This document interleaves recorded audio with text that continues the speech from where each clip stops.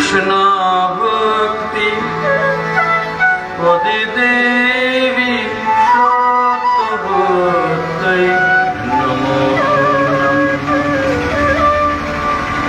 ওম গুরুদেবায় বিদ্মহে পরব্রহ্মায় ধীমহি তন্নো গুরু প্রচোদয়াৎ। ওম নমো ভগবতে বাসুদেবায়। ওম নমো ভগবতে বাসুদেবায়।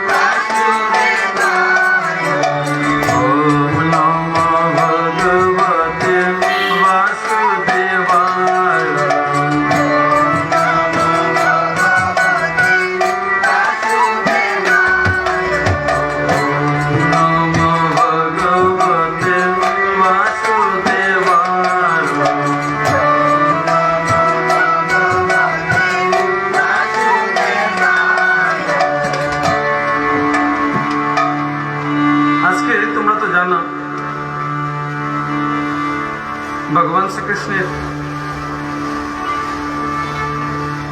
5251তম অর্থাৎ 5250 বৎসর সেই যে জন্মগ্রহণ করেছিল তা আজকে তোমরা তো পালন করছো। এটা নিশ্চিত তোমরা জানো যে ভগবান শ্রীকৃষ্ণের জন্মাষ্টমী পালন করলে কি হয়।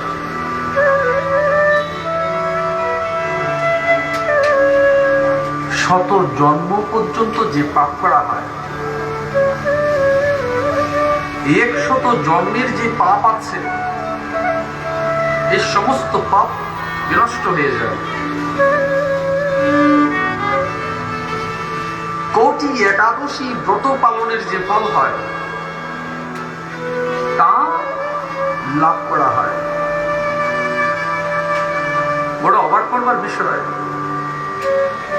আজকের এই দিনটিতে তুমি হয়তো ভুলে গেছো নন্দ যশোদার গর্ভে যোগমায়ারও জন্ম হয়েছিল। যোগমায়ারও জন্ম হয়েছিল। ভগবানকে বাঁচানোর জন্য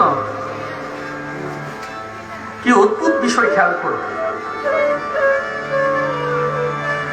ভগবানকে বাঁচানোর জন্য যোগমায়াকে কংসের কারাগারে নিয়ে আসা হল।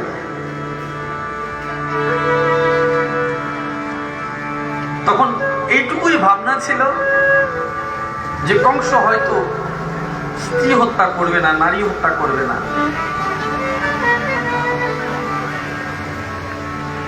এই স্ত্রী হত্যা করবে না মনে করেই সেই মেয়ে শিশুটিকে, বাচ্চা শিশুটিকে কংসের কারাগারে নিয়ে আসা হলো। জন্মাষ্টমী পালন তো করছো, কিন্তু ওই কথাটা তুমি হয়তো ভুলে গেছো।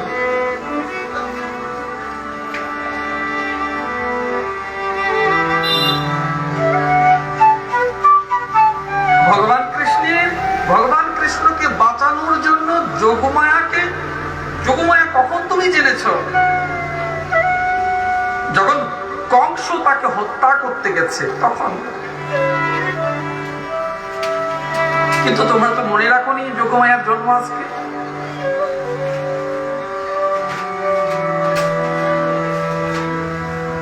সেই নারীকে তো বলি প্রদত্ত হতে হলো, সেই নারীকে তো বলি প্রদত্ত হতে হলো।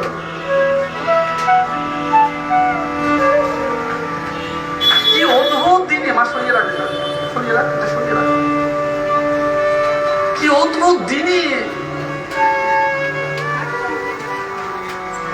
ভগবান কৃষ্ণ যখন জন্মগ্রহণ করেছে। কেন করেছে?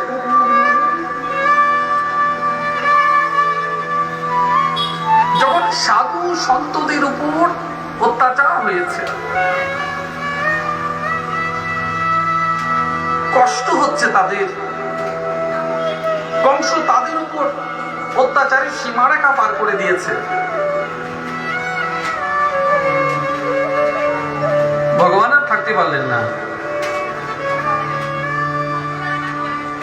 জানো ভগবান কৃষ্ণের চোখে জল। একে একে তার সমস্ত পূর্বজকে হত্যা করা হলো পাথরে নিক্ষেপ করে করে।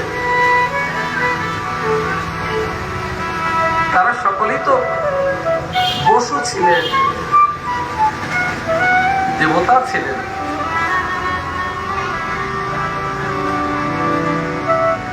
মানবের কল্যাণ সাধনের জন্য ভগবানকে কি অসীম কষ্টই যন্ত্রণাটাই ভোগ করতে হয়েছে।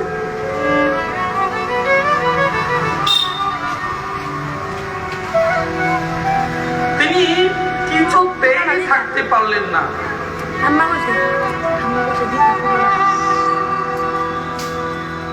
তিনি কিছুতেই থাকতে পারলেন না তার নিজ বাসগৃহে।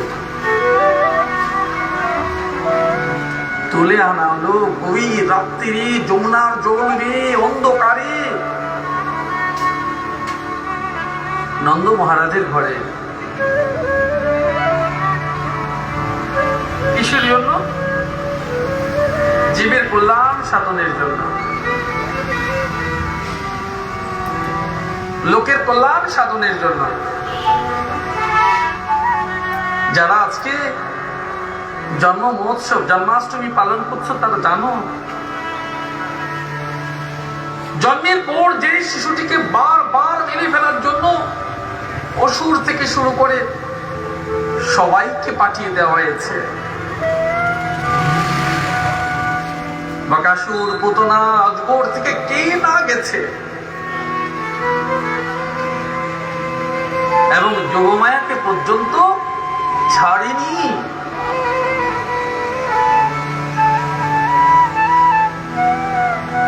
এইটুকু মনে রাখা প্রয়োজন, জন্মাষ্টমী তিথিতে যোগমায়ারও জন্য আজকে জন্মদিন।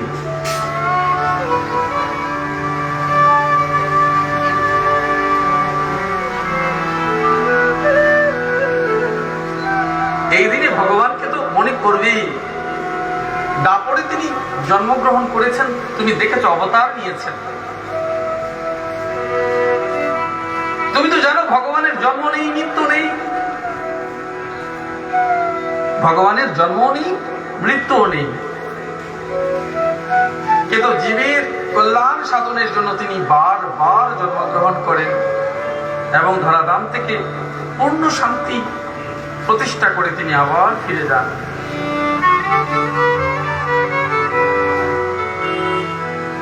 প্রত্যেক মানুষ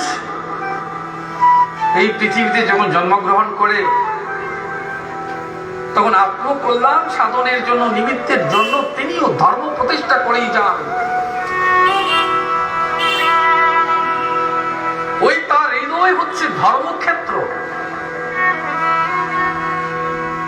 ধর্মক্ষেত্র কোথায় খুঁজে পাবে? তোমার হৃদয় ক্ষেত্র হচ্ছে ধর্মক্ষেত্র। তোমার ভেতরে যে বিবেক আছে, যেখানে বৈরাগ্যের নিবাস, সেই হচ্ছে তোমার শ্মশান গৃহ।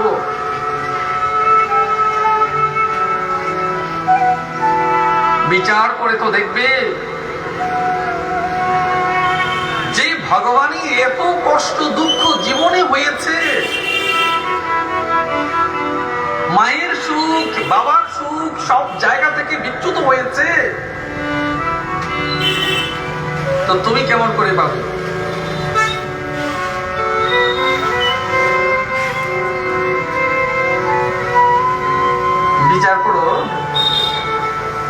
কেমন করে ভাববে? চোখের জল ফেলবার আগে এইটুকু ভাবো না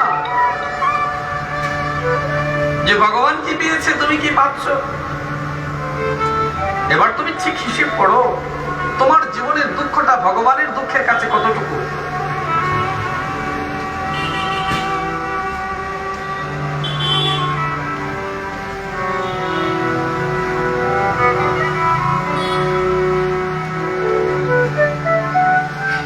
তবু ভগবান তার জীবনের সব কথা বলে যান লোক কল্যাণের জন্য, লোকের হিত সাধনের জন্য, মানব কল্যাণের জন্য। আমি শুধু একটি কথা বলছি, ভাগবতের এই জায়গায় দেখো একটু,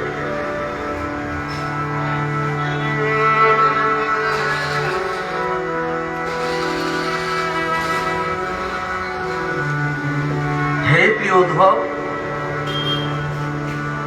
জগতে এই জন্ম মৃত্যু চক্রে বন্ধের মূল কারণ অজ্ঞানী। কি বলেছে? এই জন্ম এবং মৃত্যুর চক্রের মূল কারণ অজ্ঞানী।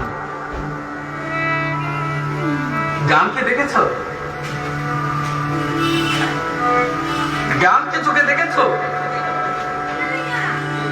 ওই আলোই হচ্ছে তোমার জ্ঞান।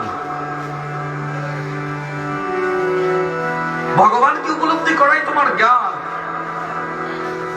জীবনকে সাক্ষাৎ দর্শন করাই তোমার জ্ঞান, বড়াকুকে উপলব্ধি করাই তোমার জ্ঞান, সত্যকে জানাই তোমার জ্ঞান, হৃদয়ে প্রেমকে জাগানোই তোমার জ্ঞান, মানুষের ভেতরে ঈশ্বরকে খুঁজে বের করাই তোমার জ্ঞান।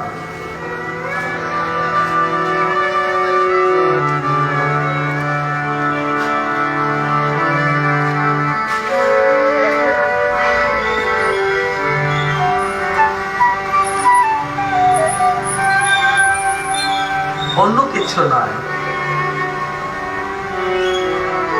তাই নিজ বাস্তব স্বরূপ আত্মাকে জানবার সদিচ্ছা জাগ্রত করা উচিত।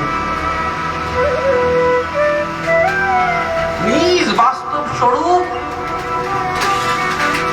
আত্মাকে জানবার, এই আত্মা কে জেনেছে? আত্মাকে কে জেনেছে? যে আত্মা তোমার ভেতরে বসে আছে, সে আত্মাকে কে জেনেছে?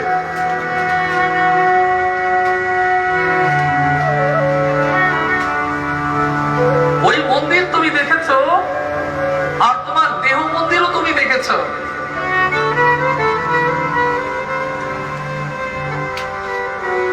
ওইখানে রাধা এবং কৃষ্ণ আছে, পরম চৈতন্য এবং চৈতন্যের চৈতন্য শক্তি, প্রেম শক্তি। তোমার দেহ মন্দিরে যিনি আছেন তিনি চৈতন্য, আর যিনি রাধারানী আছেন তোমার চেতনা, যেটা প্রেম শক্তি। তোমার নয়ন যদি ভগবান হয়, তো তোমার নয়নের জল হচ্ছে স্বয়ং রাধারানীর প্রেম শক্তি। এখন তুমি বিচার করো, যখন তুমি নয়ন পানি দেখো, তোমার মনে কষ্ট তখন হয় না নয়নের জল যখন আসে তখন তোমার বিবেক ঘটে? তবে তো ভগবান কৃষ্ণকে দেখে তোমার চোখে জল আসেনি, এসেছে রাধারানীকে দেখে।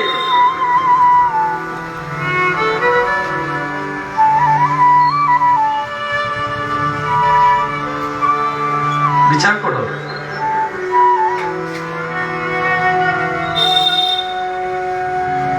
বিবেকটা তোমার,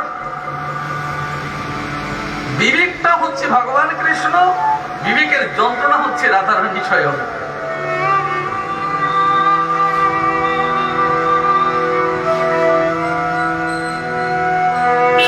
যেই যমুনা তুমি পার হতে দেখেছ,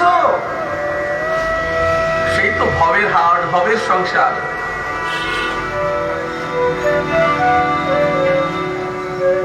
সে তো চিন্তা করে দেখো, রাতের অন্ধকার, জীবনটাই অন্ধকার, জীবনটাই অন্ধকার। এই অন্ধকার মানে জীবনে বড় সাধনার ক্ষেত্র।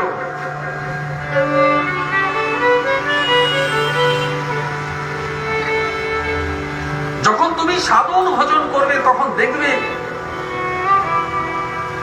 ওই গুরু রূপ বসুদেব যেমন তাকে পার করেছেন, কেউ না কেউ তোমায় পার করে দেবে, কেউ না কেউ তোমায় পার করে দেবে। তাই নিজ বাস্তব স্বরূপকে তুমি জানো, নিজেকে খুঁজে বের করো তুমি কে।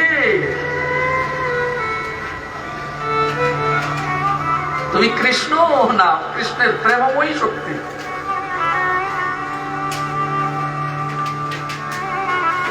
বলি একটা বাদ দিয়ে কি আরেকটা হয়? কোনটা বাদ দিয়ে তুমি পূর্ণরূপ নাও। ওই মূর্তি যখন দেখেছো শুধু কৃষ্ণকে দেখেছো, মূর্তি যখন কথা বলছে তখন রাধারানীকেও দেখেছো।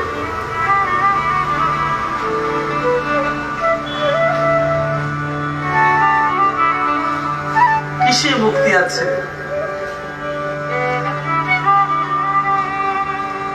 তুমি জন্মাষ্টমী করলে মুক্তি হয়ে যাবে? না, হবে না। তাহলে কি করবে? ওই গোবিন্দের ব্যথা বেদনা প্রেম বিরহ দুঃখ যন্ত্রণা কষ্ট অনুভব করো, তাকে বুঝো, তাকে অনুভব করো। গোপালকে ডাকলে, গোপালকে স্নান করালে, গোপালের আরতি করলে তাতে নয়, মূল প্রাণকে সম্পূর্ণ রূপে প্রদান করলেই তবে তো মুক্তি।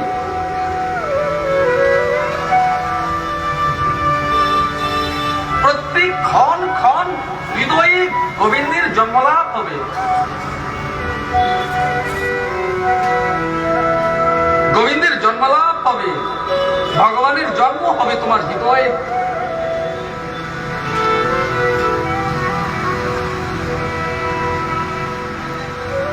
আর যাকে যোগমায়াকে তিনি আসছে মেরে ফেলতে চাইছেন সে হচ্ছে তোমার চৈতন্য চেতনা, তোমার প্রেম। কে না সহস্র সহস্র কংস তো তোমাকে মারবার জন্য বসে আছে।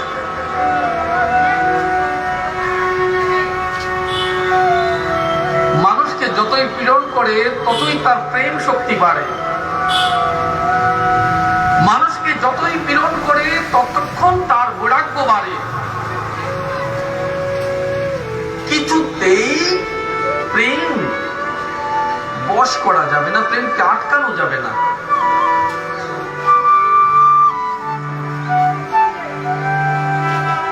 যত যন্ত্রণা ভাবছে কংসের কারাগারে দেবকী বসুদেব বসে চোখে জল পেয়েছে, প্রভু আর কতদিন, আর কতদিন? বিচার করো, যে গোবিন্দকে যিনি জন্ম দিয়েছেন তিনি কিংবা কারাগারে, যে ভগবানকে যিনি জন্ম দিয়েছেন তিনি কারাগারে। তোমরা যখন প্রশ্ন করো যে আমরা বৈষ্ণব নাম নিয়ে এত কষ্ট পাই কেন, এত দুঃখ কেন, তো গোবিন্দকে যদি এত কষ্ট ভোগ করতো, সেই গোবিন্দের যিনি জন্ম দিয়েছেন পিতা মাতা ওরা যদি কারাগারে থাকে তো তোমার সুখ হবে কিসে বলো তুমি?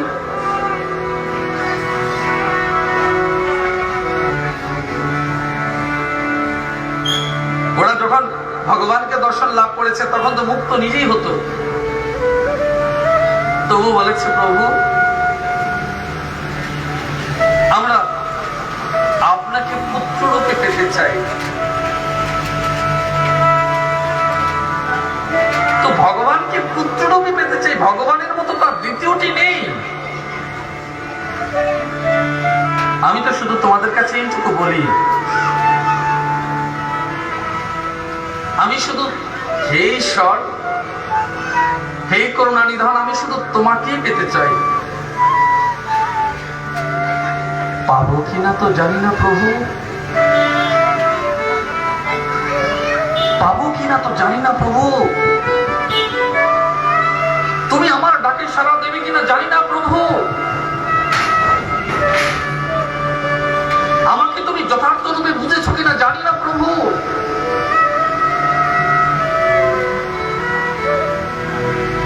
কিন্তু আমি তোমার জন্য জীবনটাকে সমর্পণ করব বলেই তো বসে আছি।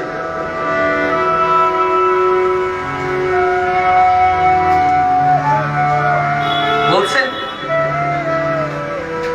নিজের বাস্তব স্বরূপ প্রকৃতি রতির সম্পূর্ণরূপে দ্বৈত ভাব শূন্য, নিজেই নিজেতে স্থিত।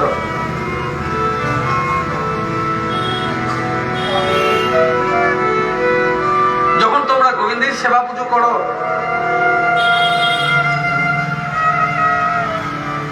যখন তোমরা গোবিন্দের সেবা পুজো করো, তখন তুমি আর কাউকে তার মাঝে আনতে দিও না, আর কেউ না, কেউ আসবে না। তোমার হৃদয়ে যদি যথার্থ কৃষ্ণ ভক্ত হও, বলো তো, আমাকে যখন কেউ জিজ্ঞাসা করে যে আর কারোর জন্য আপনার কোনো প্রেম আছে কিনা,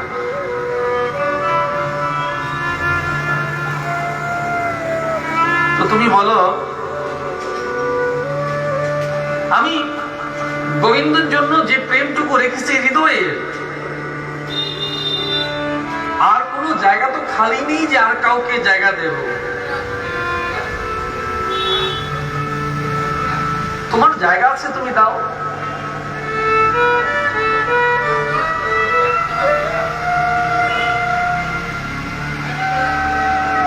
আমার তো আর জায়গা নেই, আমি কাকে জায়গা দেব বলো।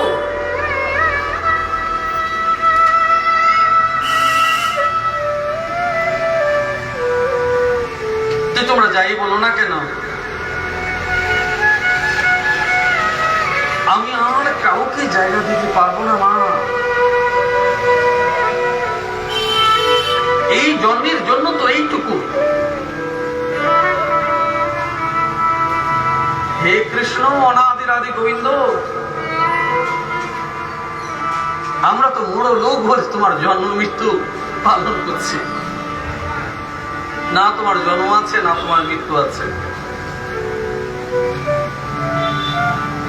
তোমার জন্ম নেই, তোমার মৃত্যু নেই, তবু তোমার দাপড়ের যুগটাকে হিসেব করে তোমার পালন করছে, এই বলে যে তোমার বিশেষ বিশেষ দিনটিকে স্মরণ রাখার চেষ্টা করছে।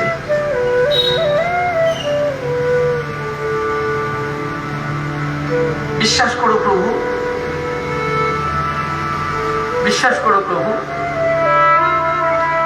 আমি শুধু প্রতীক্ষা করি তোমার জন্য। কবে তুমি আসবে, বসবে, তোমার সঙ্গে আমার ভাব হবে, তোমার সঙ্গে আমার প্রেম হবে। মোক্ষ হবে কি হবে না সে তো প্রভু জানি না,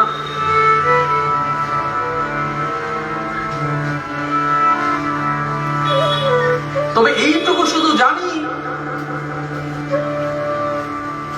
তুমি আছো, আমি আছি, মাঝে আর কাউকে রাখিনি।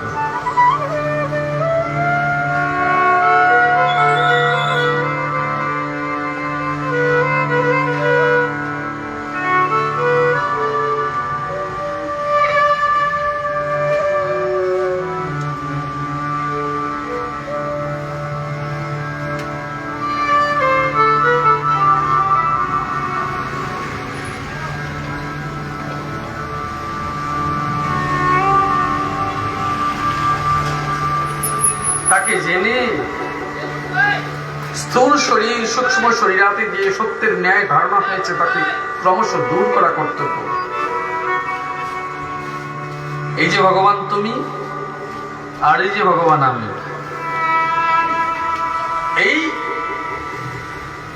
এই ভাবটা সেদিন চলে যাবে যেদিন জানবে আমি এবং তিনি দুটো এক এবং অভিন্ন।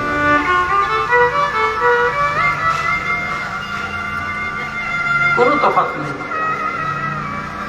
সব এক তত্ত্ব, এক ভাব, কিচ্ছু নেই আর আলাদা।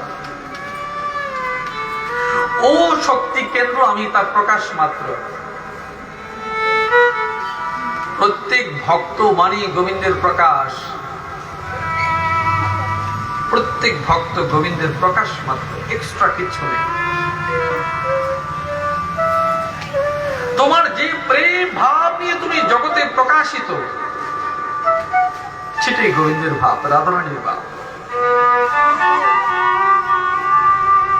এক্সট্রা কিছু নেই। আর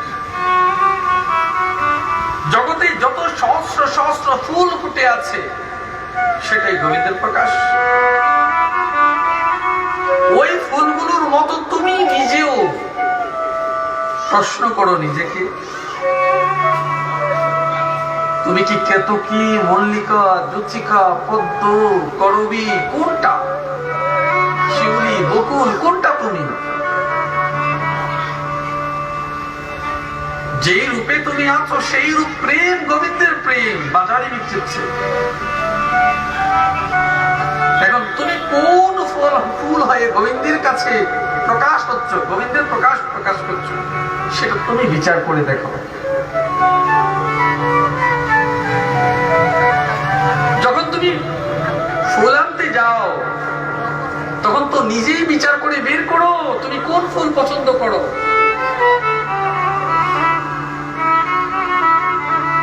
এখন তুমি নিজেই ফুল গোবিন্দের বাজারে তুমি বিচার করো, তুমি কোন ফুল পাচ্ছ।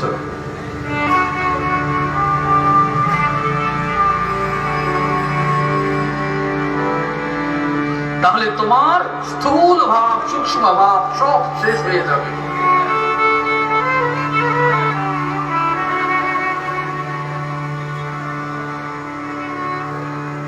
যদি ফুল সুন্দর না হয়, তুমি যেমন জগতে খোঁপায় পড়বে না। ওই গোলাপ বাজারে বিক্রি হয়, অন্য ফুল নিতে চায় না।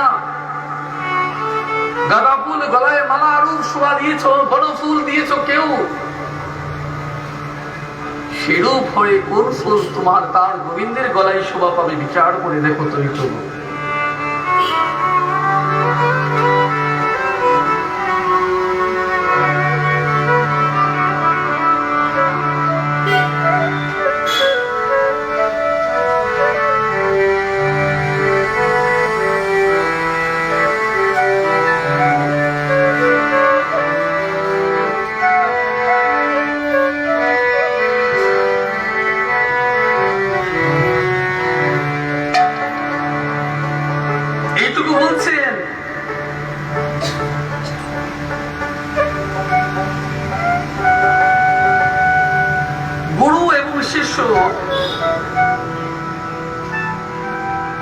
গুরু যদি অগ্নি হয়ে থাকে, তুমি সেই রূপ হচ্ছ কাষ্ঠ। যদি গুরু উপদেশটা সে অগ্নি হয়, তুমি যেমন কাষ্ঠই হবো না কেন, অন্তে তোমার ছাই থাকবে, অভিমান থাকবে। কোন কাঠ? কোন প্রকাশ থাকবে না। ছাই কোন গাছের ছাই বলতে পারো? আম কাঠ, জাম কাঠ, যেই কাঠ তুমি বলো না কেন, যখন মহা সমাধি প্রাপ্ত হবে গোবিন্দের কাছে, তখন তোমার আর কোনো পরিচয় থাকবে না, শুধু ছাই, অভিমান শূন্য, অহংকার শূন্য।